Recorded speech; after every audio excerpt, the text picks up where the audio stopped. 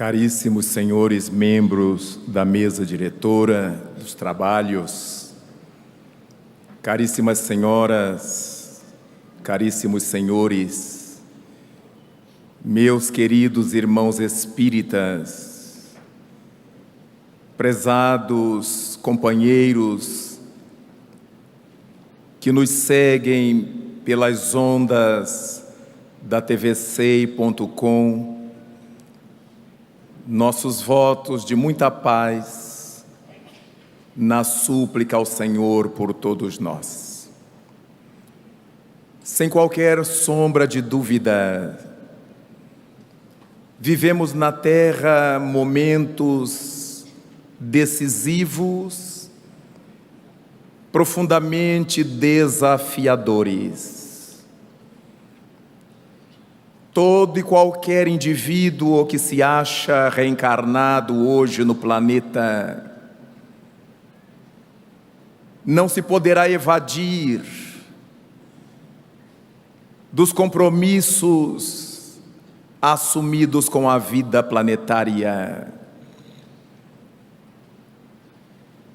Sem embargo, esses compromissos deverão ser enfrentados, faceados, com o indispensável estoicismo, uma vez que vivemos numa sociedade ocidental, capitalista em sua maior expressão,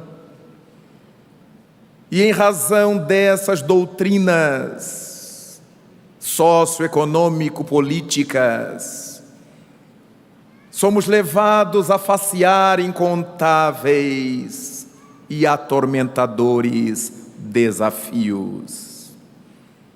No bojo de todos eles está o desafio da vida familiar. Parece que existe uma dicotomia, um anacronismo mesmo, nos corações humanos que, ao mesmo tempo que não suportam as dificuldades familiares em grande número, não aguentam ficar distanciados da família.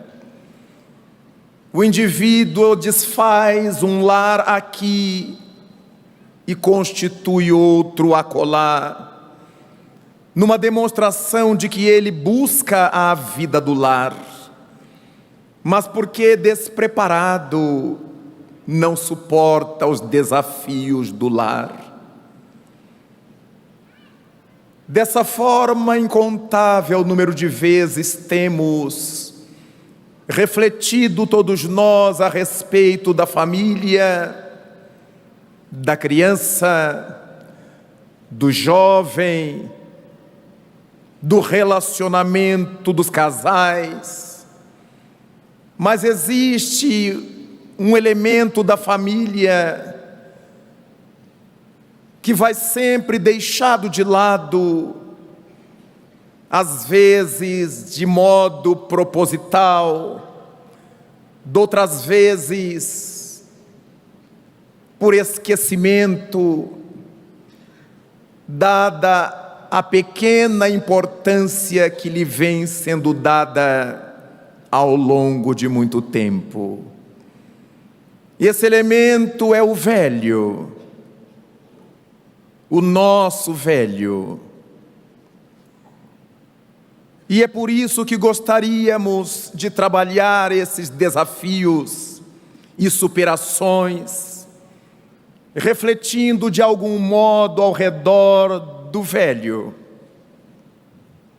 costumeiramente chamados de idosos, de terceira idade, de melhor idade, mas todos os modos de chamá-los são panos de fundo que acabam por esconder o grande abandono a que o velho vem sendo relegado.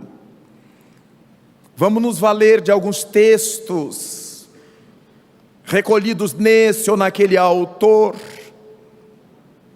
nos campos da sociologia, da psicologia formais, para embasar a nossa reflexão, que certamente permeará o pensamento doutrinário. Verificaremos que no primeiro quadro nós vamos refletir sobre a velhice no mundo. E poderemos ler que a metamorfose que gostaríamos que fosse lenta, por vezes cedo, a galope, cavalga nossos músculos, faz artísticas nervuras em nossos rostos, embaça nossos olhos, diminuindo a nossa visão, faz-nos mais lentos, e eis a velhice refletida no indiscreto, mas sincero espelho. A velhice é essa fase de nossas vidas que todo indivíduo que não desencarnar criança, que não desencarnar na juventude, acabará por alcançar. Naturalmente que dentre as tormentas desafiadoras que vivemos, a velhice é dessas tormentas que nos perturbam grandemente. São poucas as pessoas que suportam a velhice. Nós começamos a perceber essa dificuldade exatamente quando a velhice se vai mostrando em nós, como nos lembra o texto. Olhamos no nosso espelho e começamos a ver, como disse a poeta, essas artísticas nervuras que aprendemos a chamar de rugas, pés de galinha, menos polida, é claro. O bigode chinês, as rugas de expressão. Há pessoas que enlouquecem só de pensar que um dia virá a tê-las. E só de pensar que um dia virá a tê-las, começa desde cedo ao uso dos cremes, das lixas, de todos os recursos encontrados nos profissionais da área e nos campos da pesquisa de saúde epidérmica. Não falta o botox e as várias outras micro e macro cirurgias, tudo para retirar essas artísticas nervuras. Mas, como nos disse o texto, a velhice cavalga sobre nossos dias, e dali a pouco esticamos tudo de fora, mas não a plástica para as juntas. Para o reumatismo. E nós vemos a boneca ou boneco de porcelana esticados que não conseguem andar. A velhice é um fenômeno curioso, porque nós temos a impressão de que ele nos alcança lá longe, depois dos 60 anos de idade, mas a velhice é esse fenômeno que nos alcança a partir do momento em que nascemos. O nosso envelhecimento começa no mesmo momento em que começamos a morrer. Que vida paradoxal é a vida orgânica! Porque desde o instante em que temos que respirar com nossos próprios pulmões, quando passamos a nos alimentar com o nosso próprio organismo, não mais a partir de nossa mãe, a nossa máquina orgânica funcionando, conhece as primeiras expressões do envelhecimento e da morte. É por isso que vamos comemorando. Meu bebê tem 1 mês, já envelheceu 1 mês. 6 meses, está 6 meses mais velho.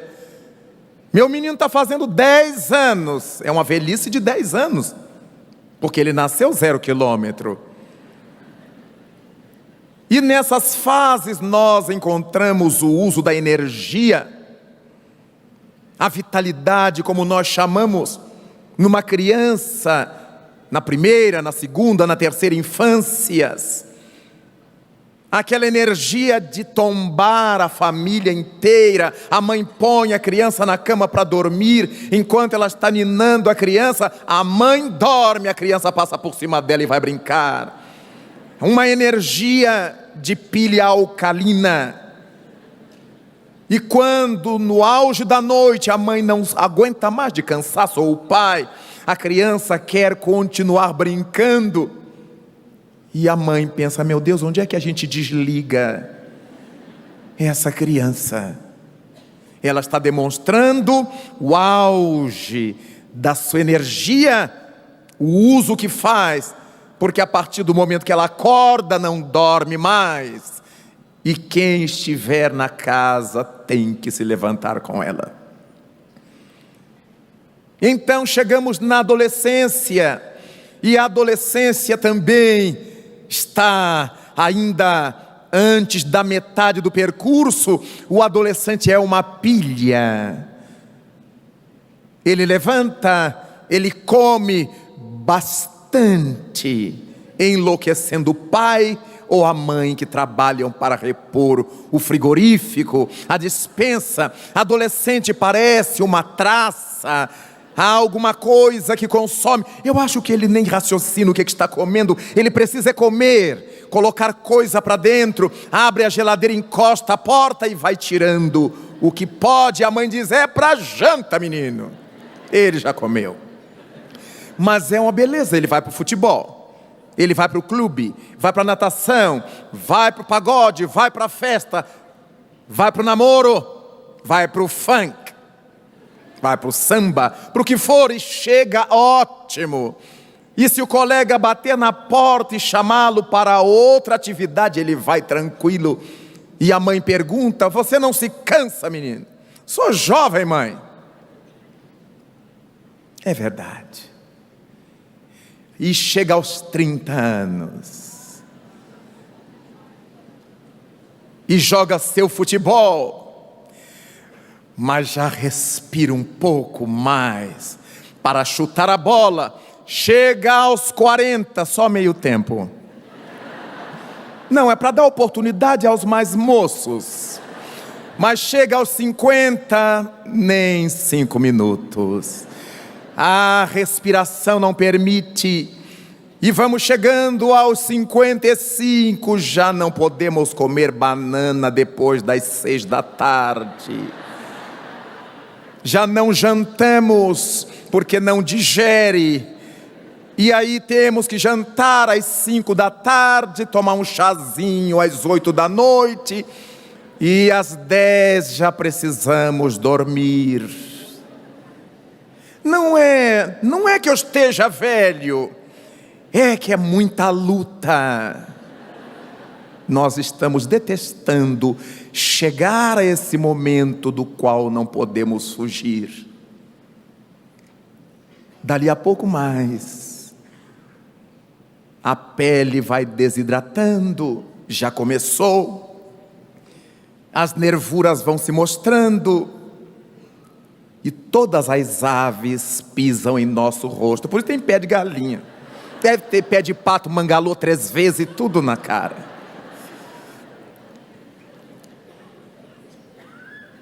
Já não temos muita agilidade para elaborar os pensamentos, e os filhos cobram, os filhos perguntam, e no trabalho nos cobram: peraí, eu estou pensando. Mas quando antes da pessoa acabar de falar, a gente já estava dando a resposta, e agora a pessoa acabou de falar e está aguardando pela resposta, porque nós temos mais dificuldade. O que você falou mesmo, hein? Já temos mais dificuldades em elaborar, e naturalmente estamos considerando a tese de pessoa para pessoa. Isso pode variar para mais ou para menos. Umas começam a envelhecer antes do que outras, mas o fato é que quem não morrer chegará lá. Até o momento em que temos o impulso de levantar da cadeira, do sofá, para abraçar alguém, mas o corpo se nega a obedecer o impulso da mente.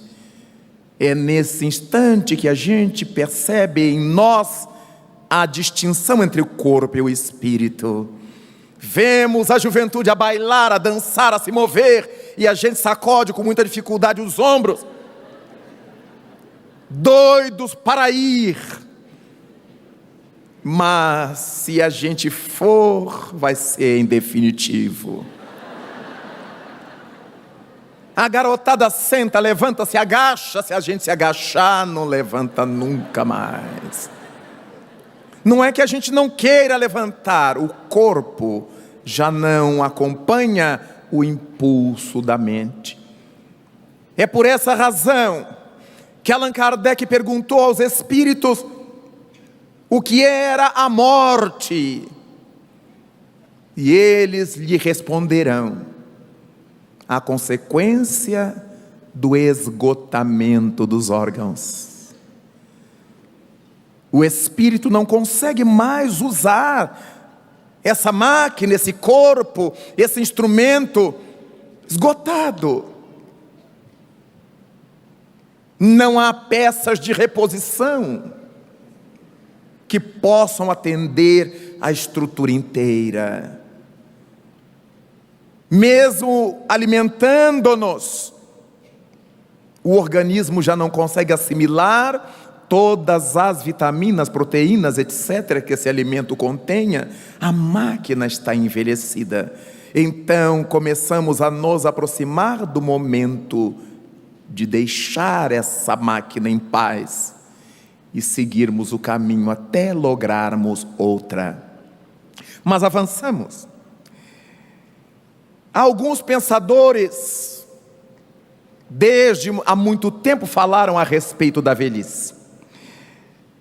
Em torno de um panorama da velhice, ou panoramas em torno da velhice, nós vamos pensar com Galeno. Na antiguidade, Galeno dizia que a velhice é como um estado intermediário entre a doença e a saúde.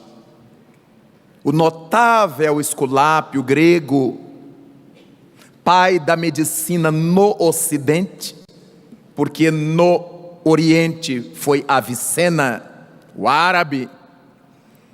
Galeno então se expressa dizendo que ele entendia a velhice como um estado intermediário entre a doença e a saúde.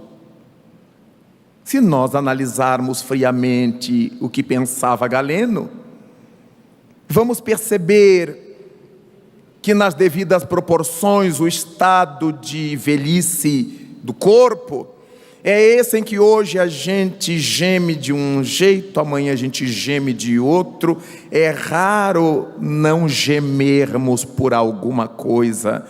Hoje dói as juntas, amanhã a coluna, depois os calcanhares. Se o tempo mudar, dói os artelhos. Se o tempo não mudar, dói tudo.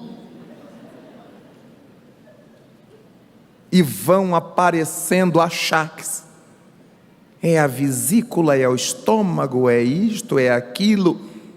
É muito raro encontrarmos uma pessoa madura de idade sã. Nós encontramos pessoas duras na queda. Elas estão manquejando, mas vão. Compra um sapato mais largo, mas vai. Mas não que deixem de sentir dores.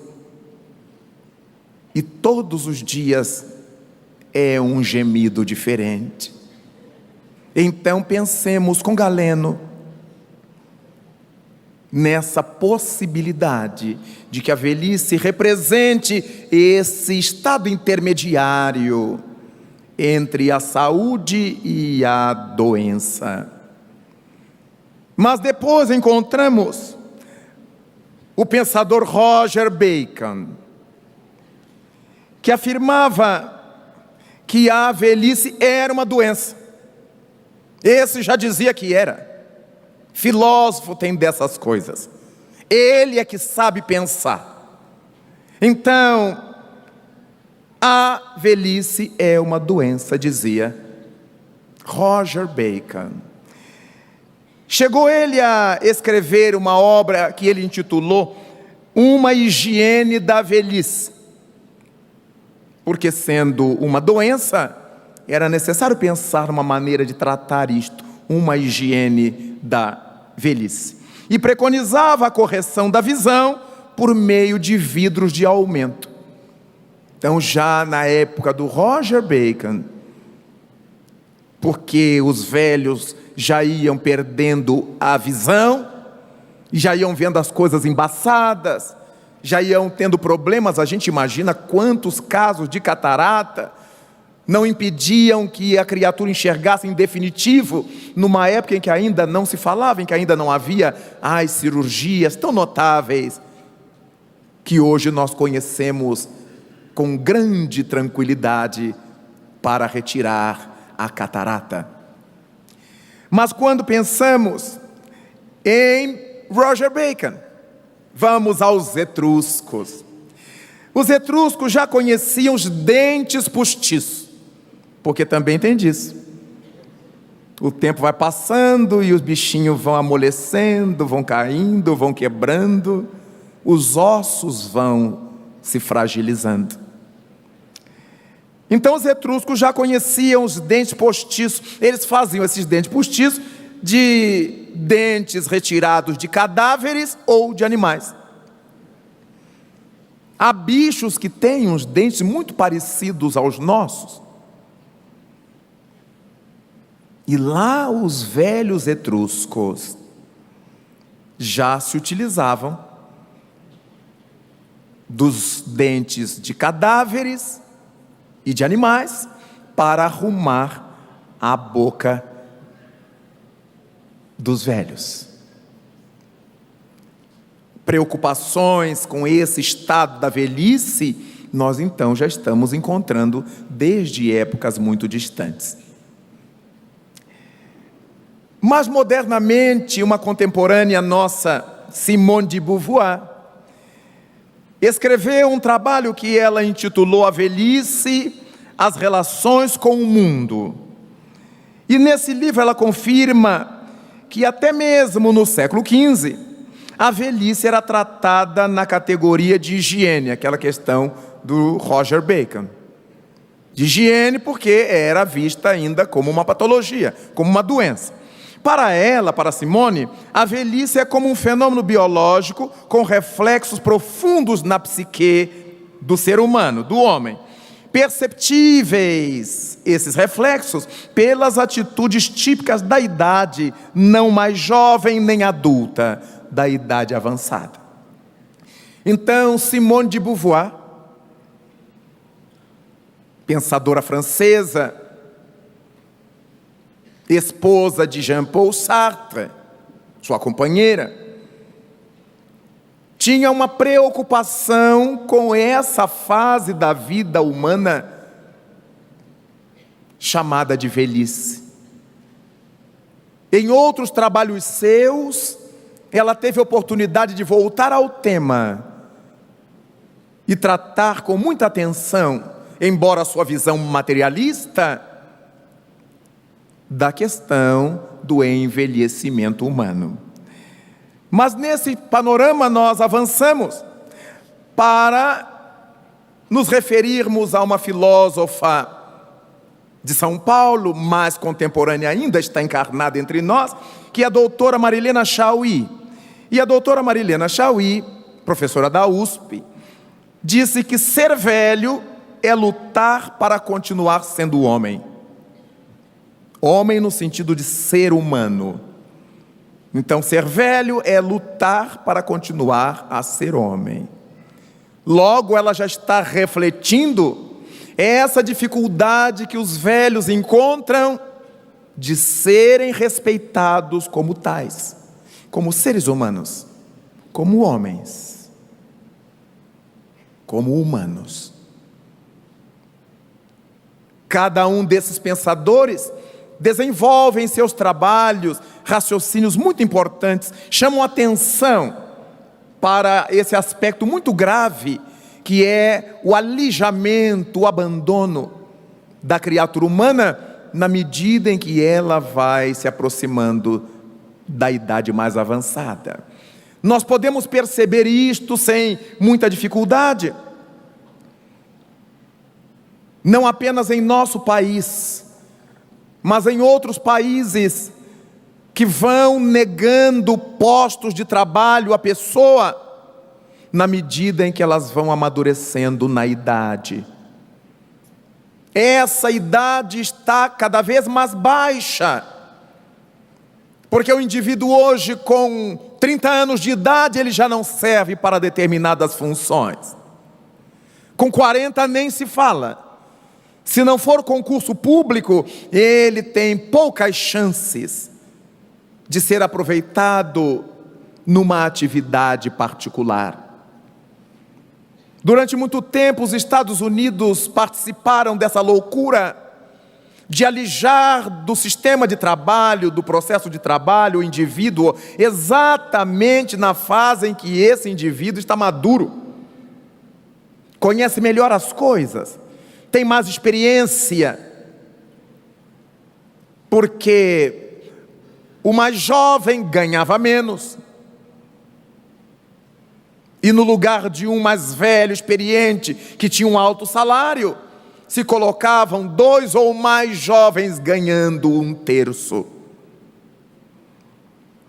Durante muitos anos isso prevaleceu nos Estados Unidos, mas recentemente as autoridades começaram a se dar conta do grande equívoco,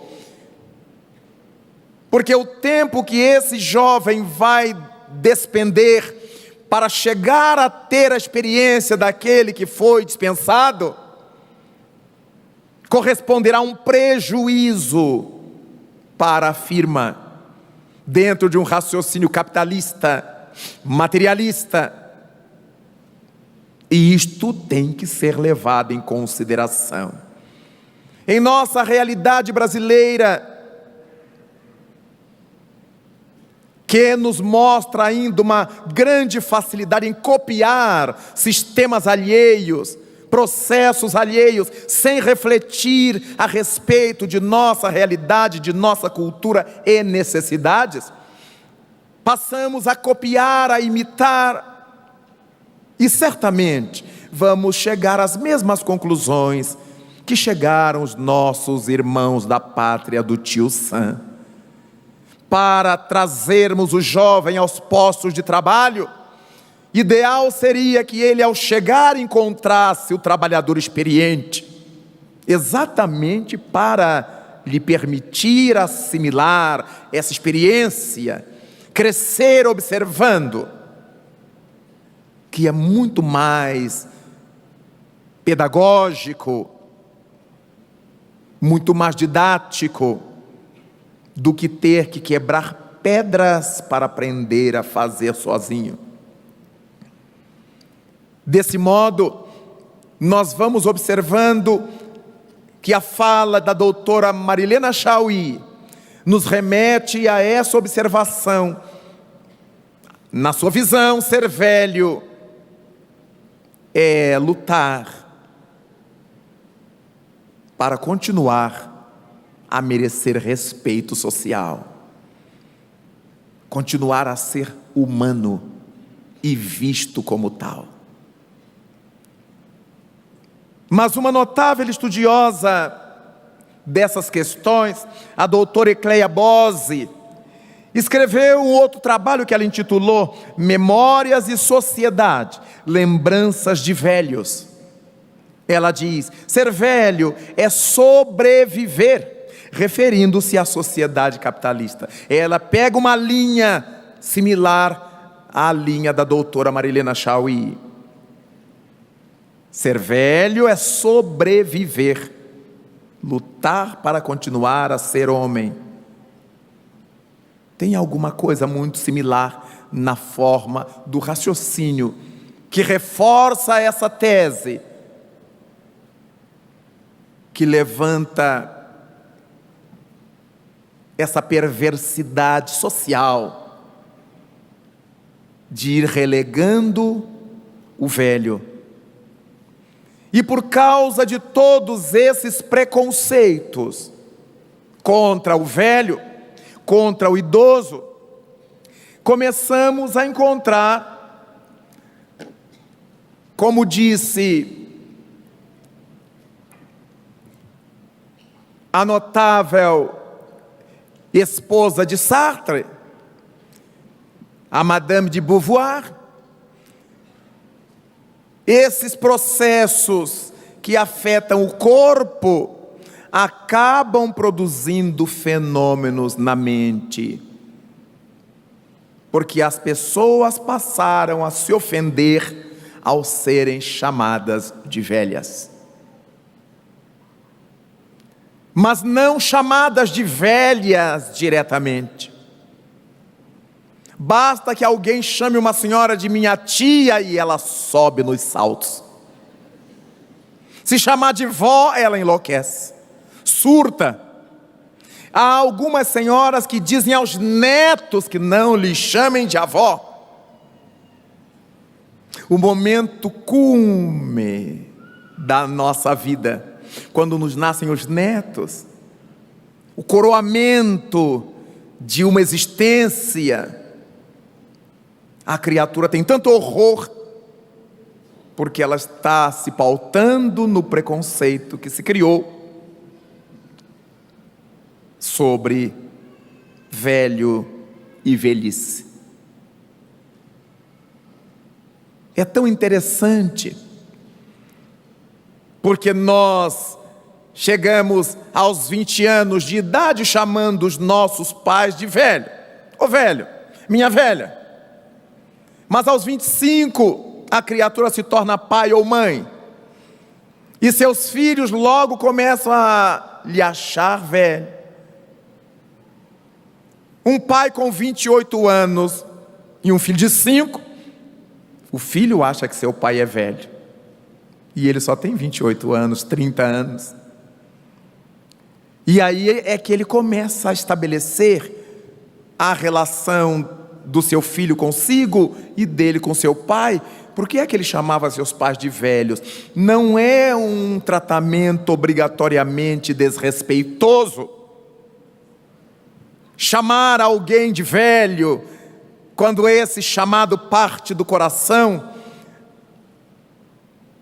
é colocar a cada momento uma coroa de experiência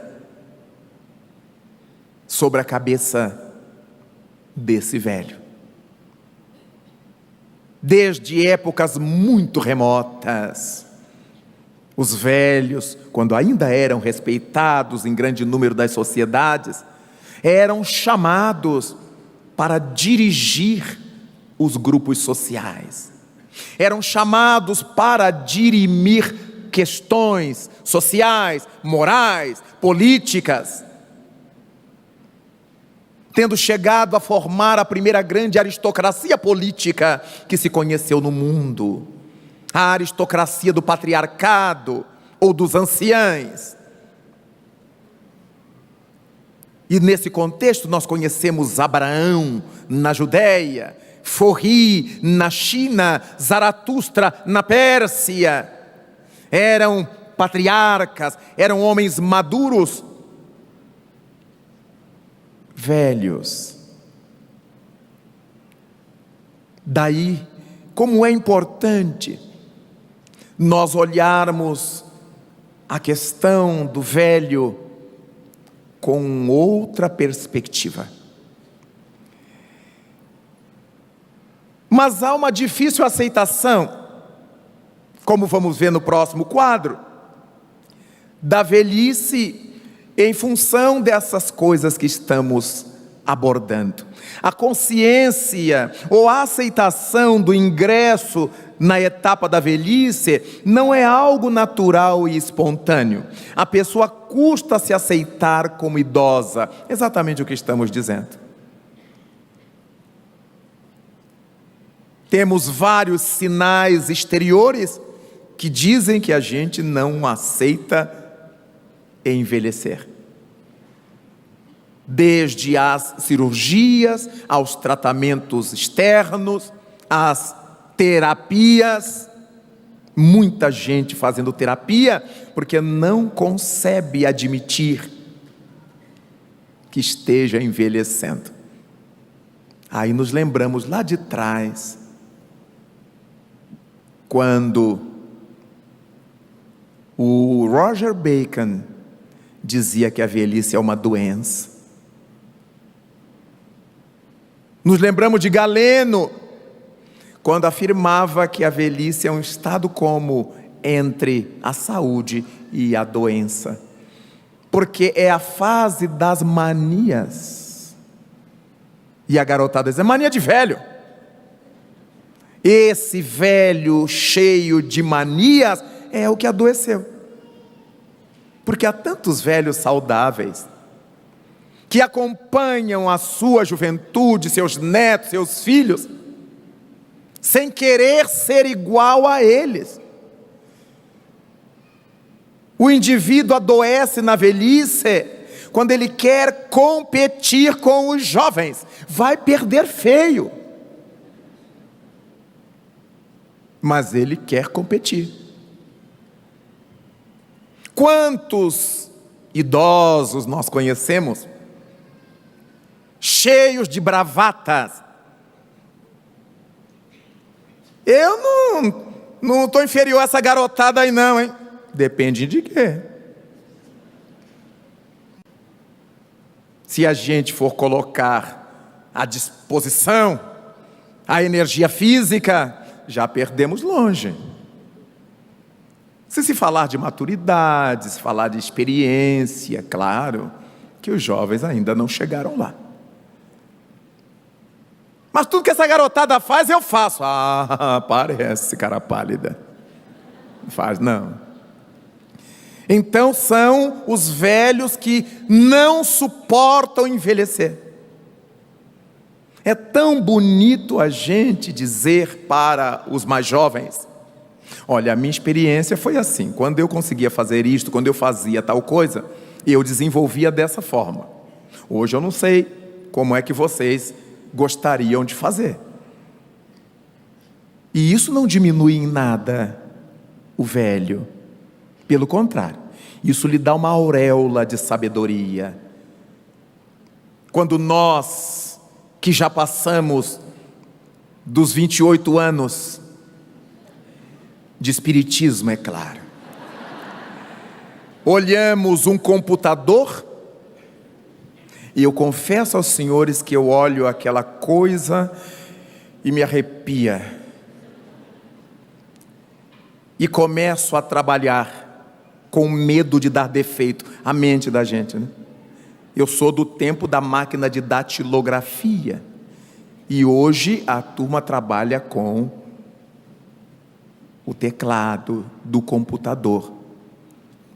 E agora já está desaparecendo o teclado do computador e bate direto com o dedo na tela de cristal líquido.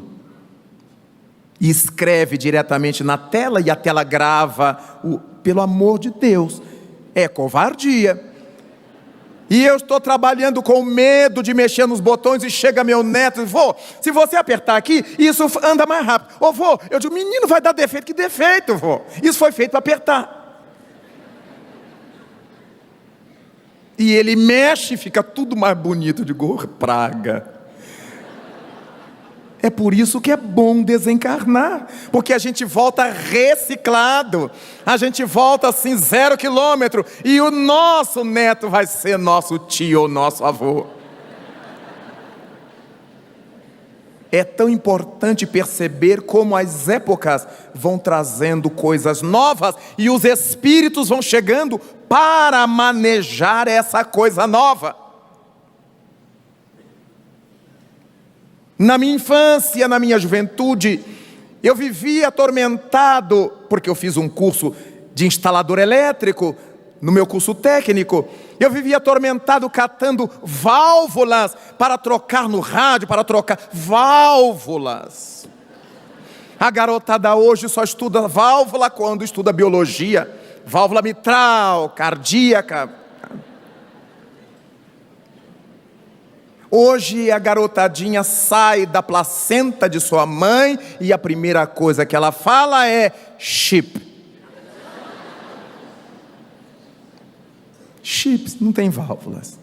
Vejamos que nossa geração dos sessentões já deixara para trás a geração do gramofone.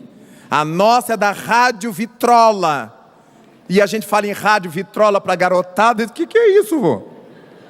Hoje eles têm MP3, MP4, M qualquer coisa.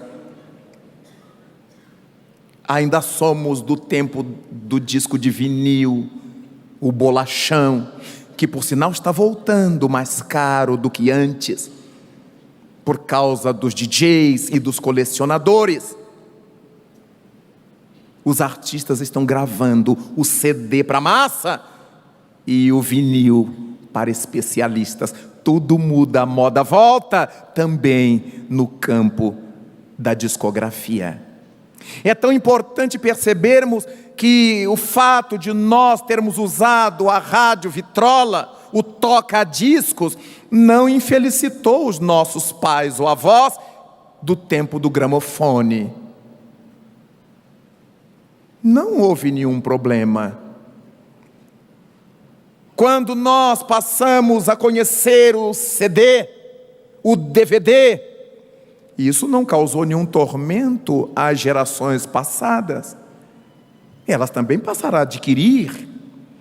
Então nós não temos que ter, na medida em que vejamos o tempo passar, nenhuma angústia, mas alegria quando tenhamos aproveitado esse tempo que passou para aprender, para crescer, para ser feliz, para fazer felicidade.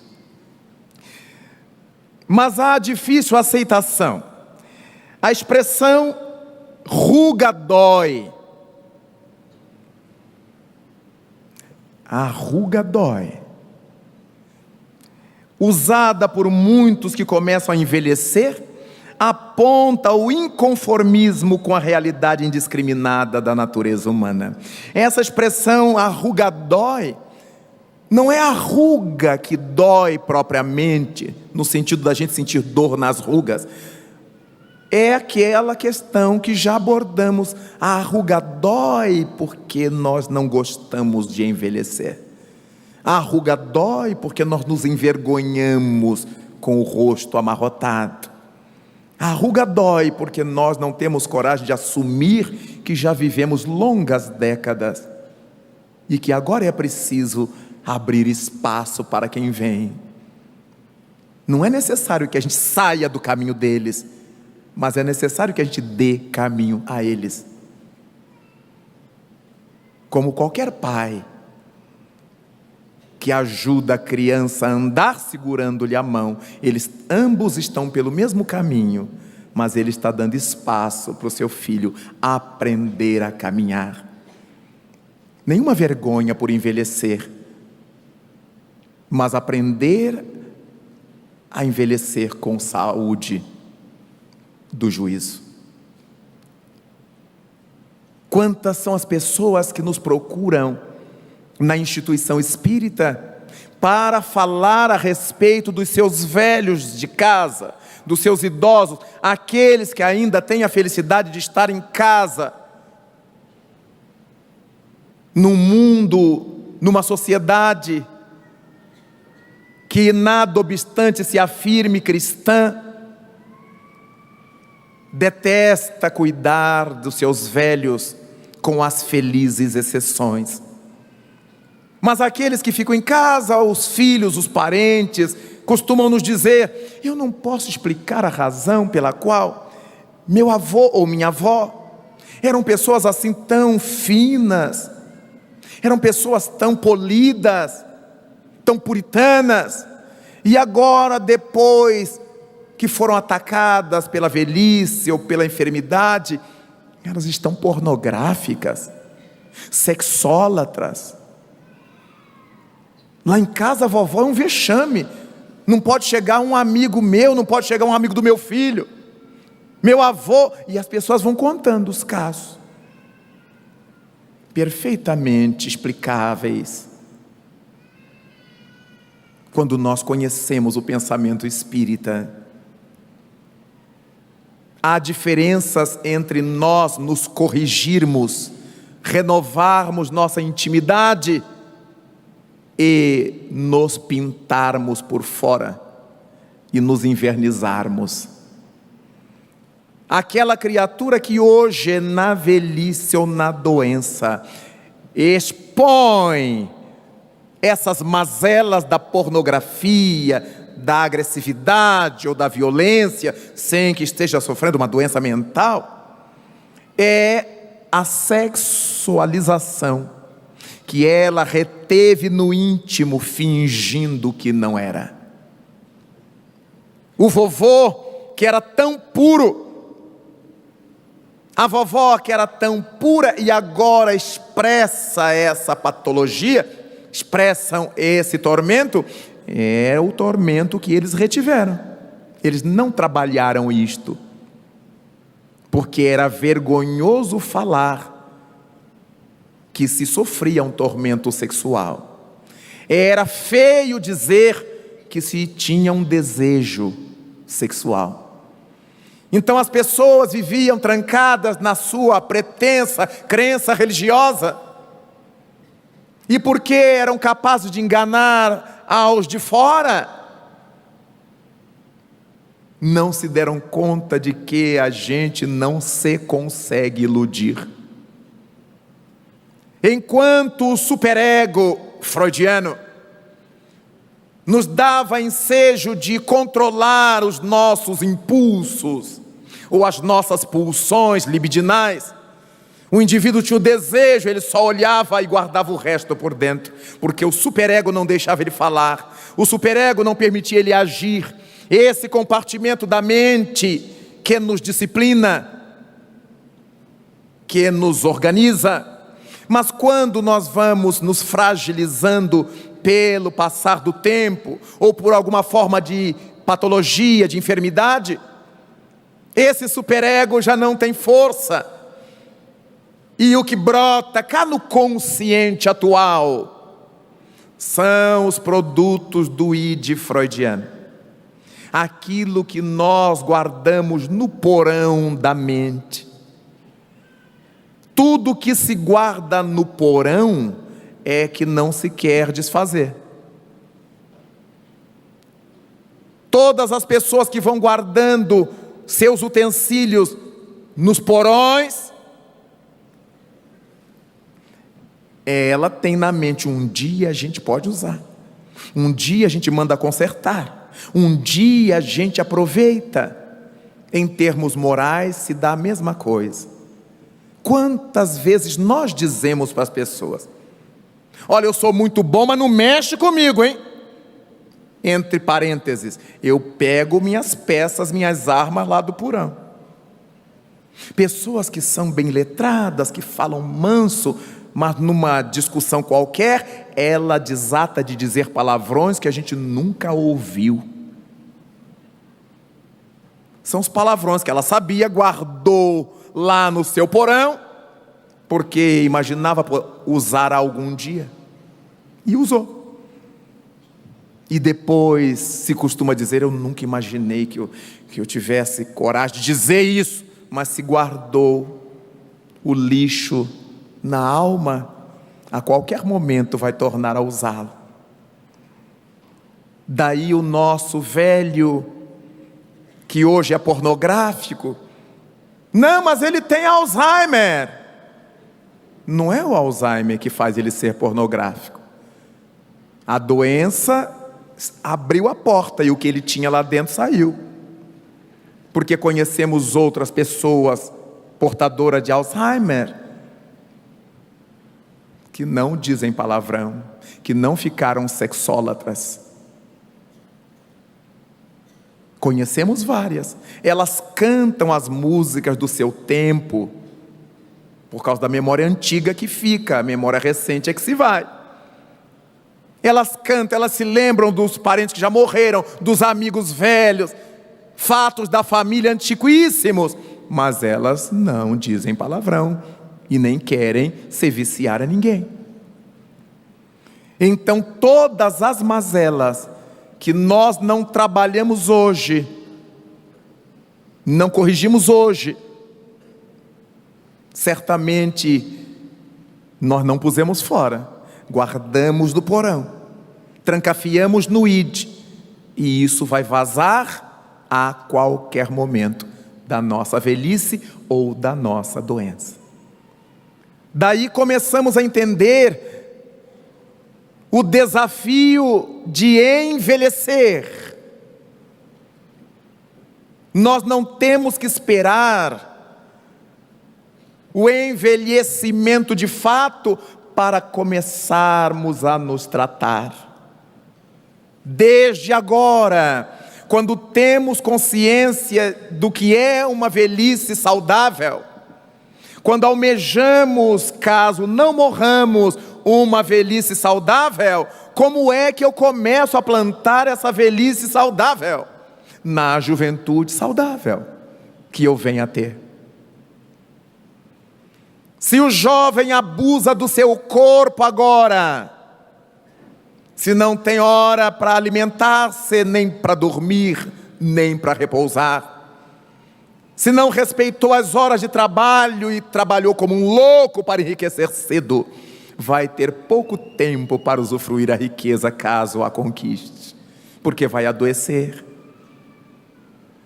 Aquele indivíduo que resolve tornar-se um alcoholic, um workaholic, um viciado em trabalho, porque tem que ganhar muito dinheiro, ele vai usar metade da vida para ganhar esse dinheiro e a outra metade para gastar com os médicos. Por isso é que a divindade nos deu a lei do trabalho e a lei do repouso.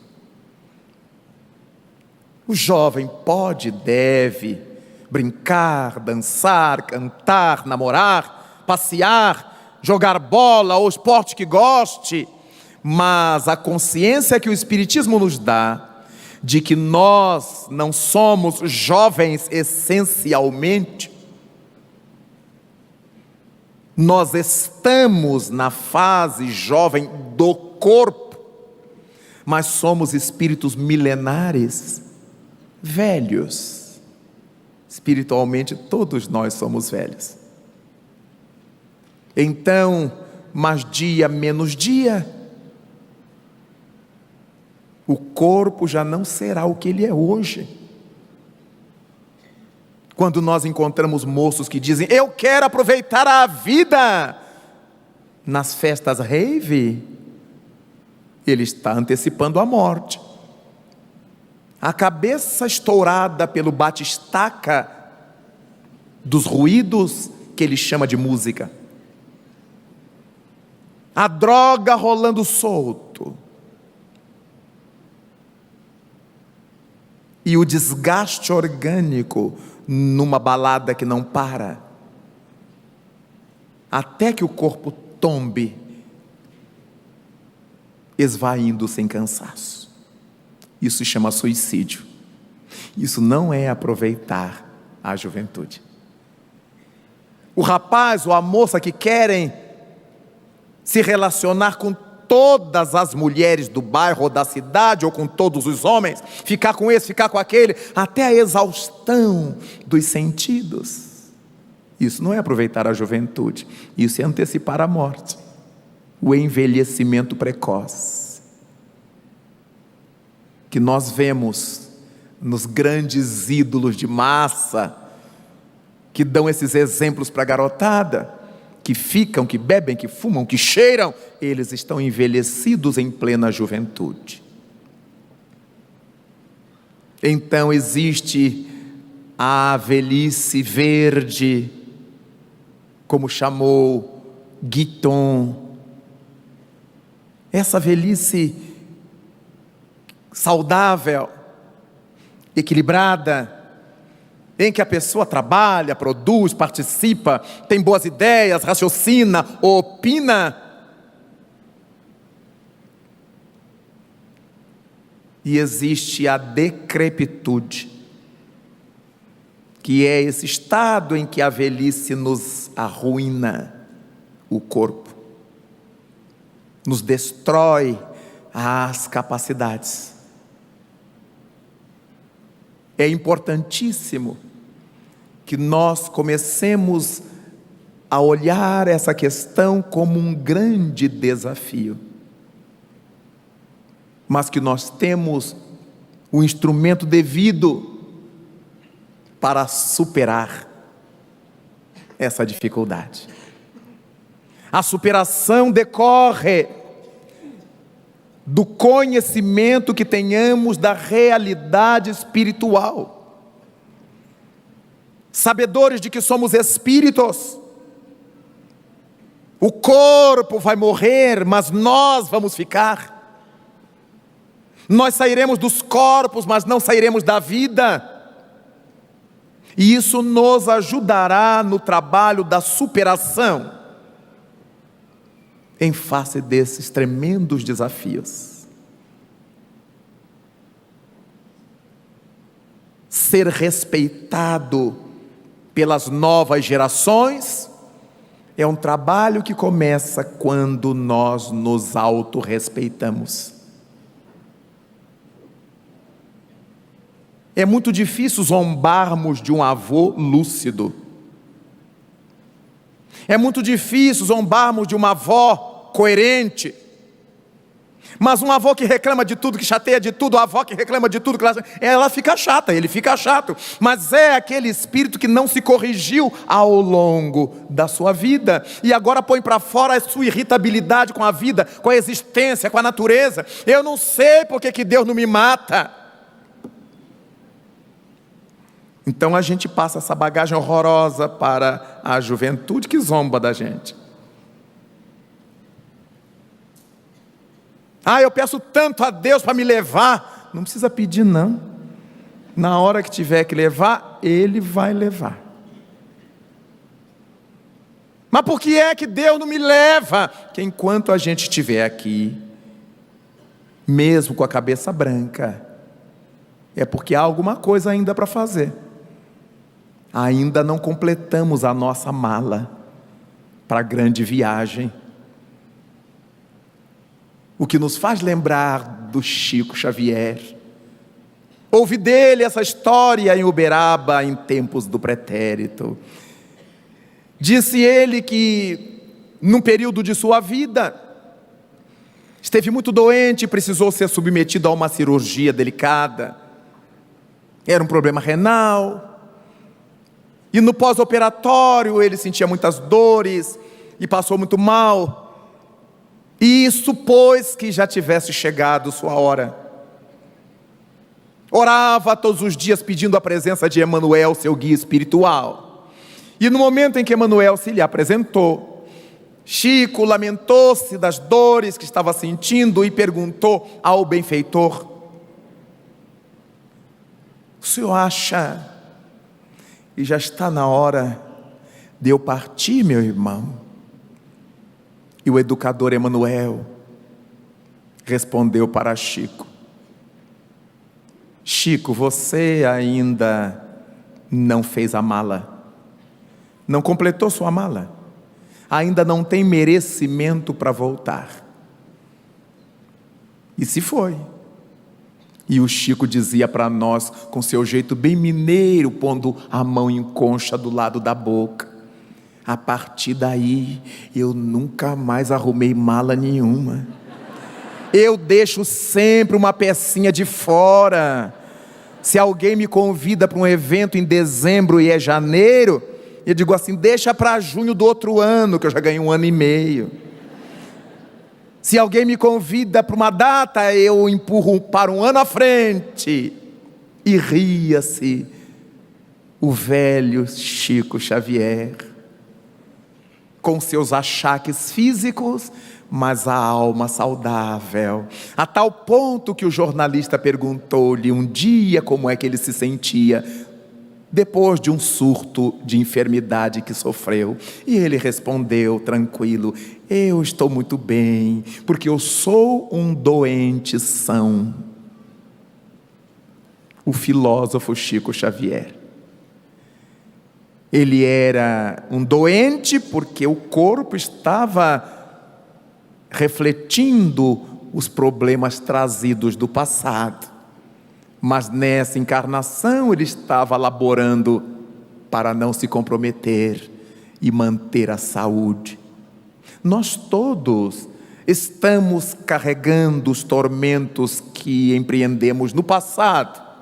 Por isso, um tem problema de vista, de olho, de reumatismo, de coluna, de enxaqueca, disso, daquilo, de fígado, de rim, de estômago, de intestino.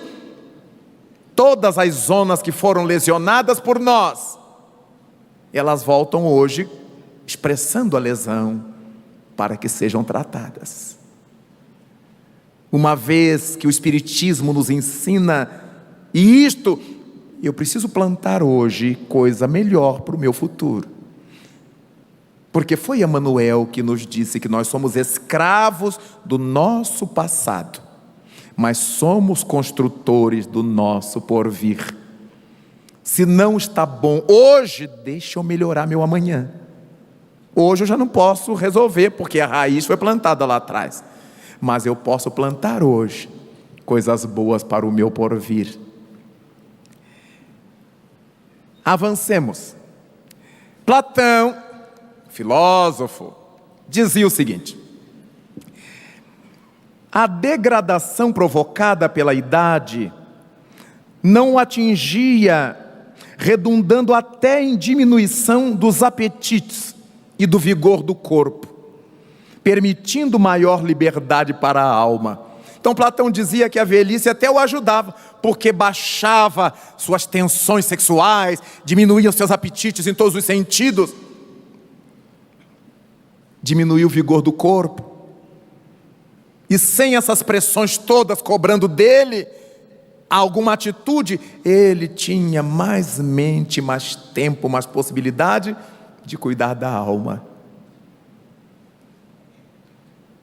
Quando nós vemos as pessoas irem ficando velhas e quererem continuar jovem, e quer fazer todo o sexo que fazia na juventude, e quer ter todas as mulheres que tinham na juventude, e todos os homens que tinham na eles ficam velhos atormentados, e não aproveitam essa fase boa de refletir, de saber, de orientar, de curtir, sem tormentos. Eles arranjam novos tormentos. Mas Aristóteles, o velho Aristóteles, foi mais duro, porque disse que a bela velhice é aquela que tem a lentidão da idade livre de enfermidades. Então Aristóteles disse isso. A bela velhice é aquela que tem a lentidão da idade livre das enfermidades. O sujeito envelhece, mas está um doente são, como Chico Xavier. Para ele a velhice não é uma garantia, nem uma sagacidade, nem é uma garantia de capacidade política, não é uma garantia de sagacidade. melhor dizendo, nem uma garantia de capacidade política, nem mesmo de experiência útil. Ninguém pode olhar para o velho só porque ele é velho, ele teve experiência útil, ele fez. Não é. Ela não passa de uma acumulação de erros em um espírito endurecido pela idade. Então, quando o espírito é endurecido pela idade, a velhice não passa de uma acumulação de erro. Quando o sujeito se atormentou ao longo da vida, a velhice não é bela, como ele começou a dizer. É uma velhice atormentada, é uma velhice atordoada. Então é muito importante que a gente opte por desenvolver-nos para termos uma velhice bela, que segundo Aristóteles, é aquela que tem a lentidão da idade livre de enfermidades. E naturalmente, filosofando, as piores enfermidades não são aquelas que nos achacam o corpo, são aquelas que nos atormentam a alma. Avancemos ainda para vermos o que disse Sócrates, o velho Sócrates. O contato com os velhos é instrutivo. Porque o velho é um livro de histórias. O velho é uma enciclopédia. Mesmo quando ele não tenha frequentado escola, a vida que ele teve, as lutas que ele viveu, os embates que enfrentou, dão-lhe essa característica de ter sempre um bom papo, conversar com os velhos. Parece que eles estão fixados no seu passado, eles estão nos passando experiências. Se tivermos bons olhos, como aprenderemos com os velhos? E por fim verificamos que esses controvertidos entendimentos quanto à velhice demonstram a visão de mundo de seus autores. Cada autor dizendo uma coisa sobre a velhice, desde lá de Galeno. A aceitação ou negação da velhice variam nas culturas e variam de um par de outros pensadores. Variam de um para outros pensadores. Então é óbvio que na nossa estrutura de vida, envelhecer faz parte do processo. Se não morrermos na infância, se não perecermos na juventude, vamos entrar pelos dias da velhice. Importante então lembrarmos-nos do que podemos fazer hoje, para que a nossa velhice seja agradável, bela, verde, suave. Chico Xavier recebeu de Humberto de Campos uma página intitulada Velhos e Moços, que se acha no seu livro A Boa Nova. É uma página belíssima, longa, rica, mas há um momento curioso em que Simão Pedro se queixa ao mestre do que os discípulos mais jovens falavam dele. Os discípulos mais jovens entendiam que ele, Pedro, era o mais velho dos discípulos, já não teria força para levar o estandarte do cristianismo. Eles sim, os jovens é que teriam. O jovem é sempre ousado. E se ele perceber que o mais velho está mordendo a isca, ele fustiga, ele perturba. E no grupo dos apóstolos de Jesus não se passava diferente.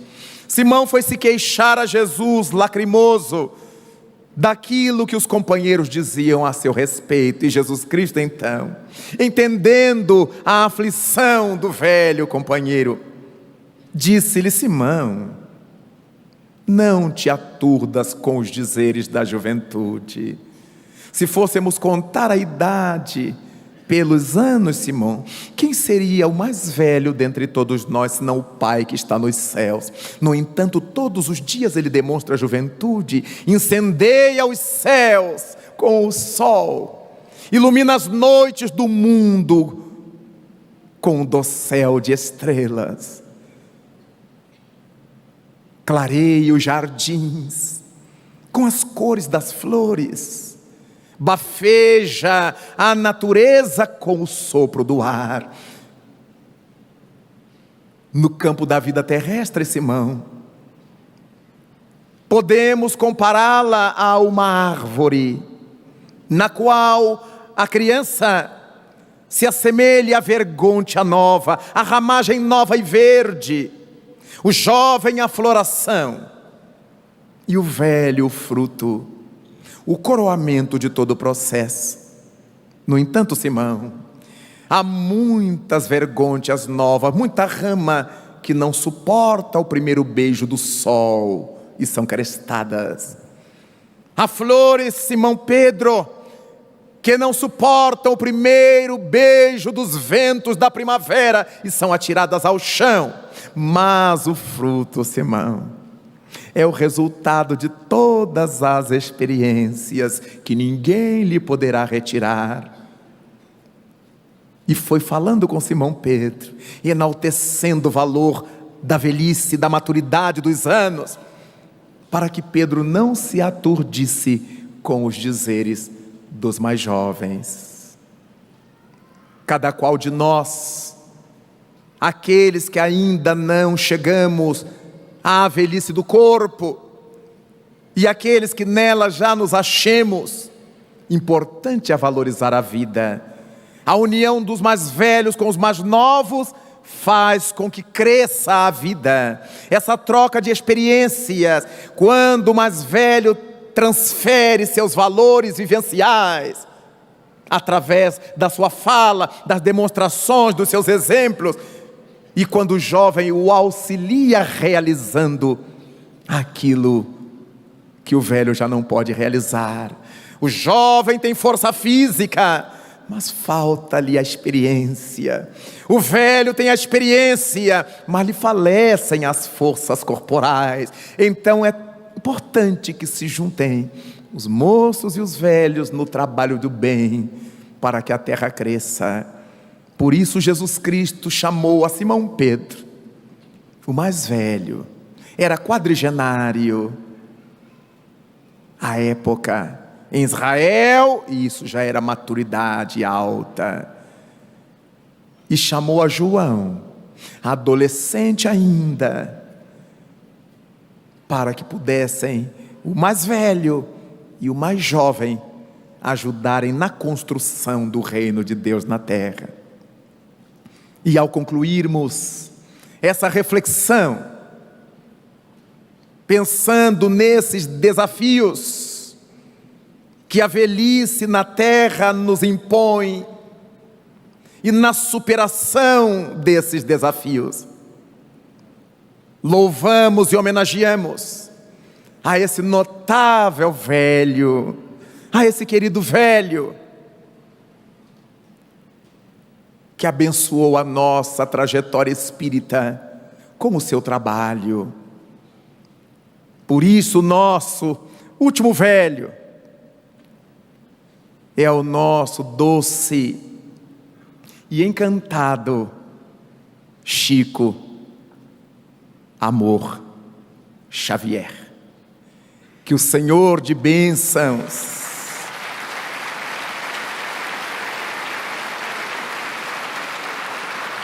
nos guarde a todos